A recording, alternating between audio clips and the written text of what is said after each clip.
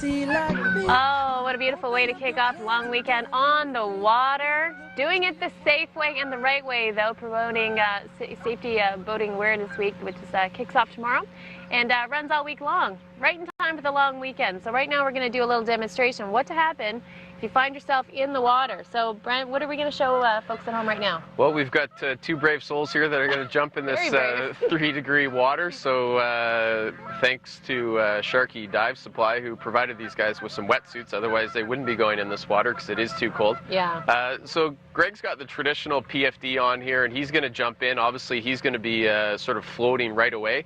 And Greg, maybe you can jump in and let's see how this looks.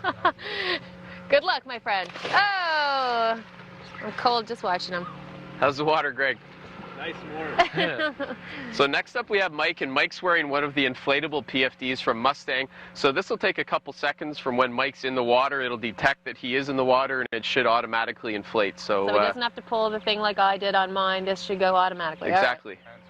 All right, so fall in there, Mike, and we'll see what happens to your vest.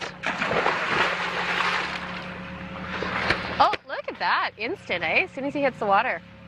Okay, so say that we're out here, you know, a day of boating, and something has happened and these guys have just fallen in. Right. So one thing is everyone's always tempted, you know, when someone's trying to get back into the boat, first of all, it's not easy to get back in. And a lot of people are tempted to sort of give your hand. You never want to do that because the person could pull you in the water as well, too. So, Greg, maybe to show the folks here that it's not as easy as it may look to try and get back in the boat on your own. Yeah. And depending on the size of the boat, it can be a lot more difficult than you expect. Well, and the physical ability of the person, too. You know, a lot of, we were talking earlier, some kids might be able to do it, but for mom and dad, not so easy to, you know, kind of lift yourself and get yourself in there. Exactly. So the other way, depending on the current and stuff as well too, and the swimming ability of the person, one way to get the person back to the boat, for example, would be to use the paddle.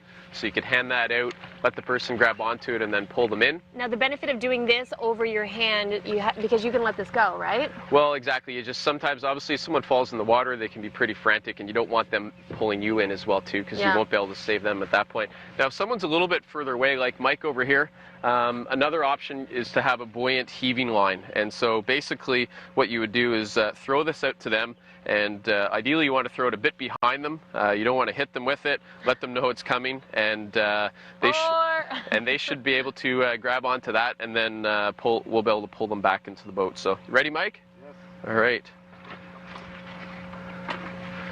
So this is a good option as well too. Pull someone back into the boat. Now, we were looking at some of the safety kits that we were showing earlier. It was a bit of a rope, and it had just kind of a small buoy on it. This one obviously has more weight to it, and this is going to be a lot easier to grab onto, right? Exactly. Now, this boat is equipped with a swim platform at the back, and a lot of the newer style boats have this. But again, depending on your physical ability, or if you've been in the water and it's been pretty cold, even here you can see with this life jacket inflated, or this PFD, it can be difficult. Yeah. So in this case here, this boat's got a ladder that Mike's going to pull out here and use that to get in.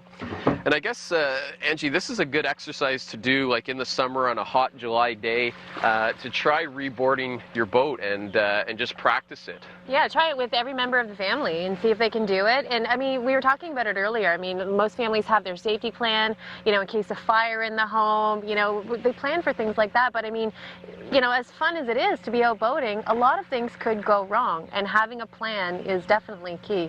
Absolutely. So take some time this summer when the water's a little bit warmer, and you know, have your safety equipment with you. Make sure you've got someone on board. Anchor the boat so it's in a, you know, you can get back to it easily, and practice getting back on board. And hopefully there's never a you know, emergency, but if there is, at least you'll be prepared for it. Yeah, exactly. And you won't just go into panic mode and not really know what to do and what to do first. Right. Well, there you go. It's all about safe boating, getting you on the waterways, and keeping you sort of informed of all the things that you need to know and keep in mind, and refresh yourself on all the time, guys.